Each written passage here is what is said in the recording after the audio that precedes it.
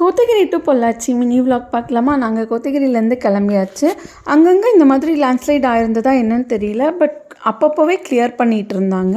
அத்தை வீட்டுக்கும் போயிட்டு வந்ததால் நைட்டு 9:30க்கு தான் நாங்கள் பொள்ளாச்சி ரீச் ஆனோம். அக்ராந்த் ரொம்ப நாள் கழித்து அவன் ஃப்ரெண்ட்ஸை பார்க்குறான். அவங்களுமே 9:30நாலுமே ஓடி இவங்க கூட ரொம்ப நேரம் டைம் ஸ்பெண்ட் பண்ணிகிட்டு இருந்தாங்க.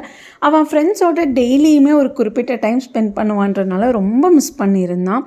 பொள்ளாச்சியில் நெக்ஸ்ட் டே மார்னிங் கிளைமேட் இந்த மாதிரி தான் இருந்தது. அவ்வளோ மழை. இப்போது 2-3 நாளாக தான் மழை கம்மியாக இருக்குது. என்னோடய குட்டி ஷெஃப் தான் எனக்கு ஹெல்ப் பண்ணிட்டுருந்தாங்க. அவர் ஹெல்ப் பண்ணுறதுக்கு இந்த குட்டி கேப்லேயே இவ்வளோ மழை பெய்ய ஆரம்பிச்சிருச்சு. உங்கள் ஊரில் கிளைமேட் எப்படி இருக்குதுன்னு சொல்லுங்கள். என்னோடய ரிலேட்டிவ்ஸ் கொஞ்சம் பேர் கேரளாவில் இருக்காங்க. அவங்கெல்லாம் பார்த்தா இப்போது வரைக்கும் சேஃபாக தான் இருக்காங்க. நீங்கள் எங்கேயாவது அந்த மாதிரி மழை பெய்கிற இடத்துல இருக்கீங்க அப்படின்னா சேஃபாக இருங்க. அண்ட் இந்த பேர்ட் தான் நம்ம அக்ராந்துக்கு வாங்கினது. என்ன பேர்ட்னு கெஸ் பண்ணுங்கள்.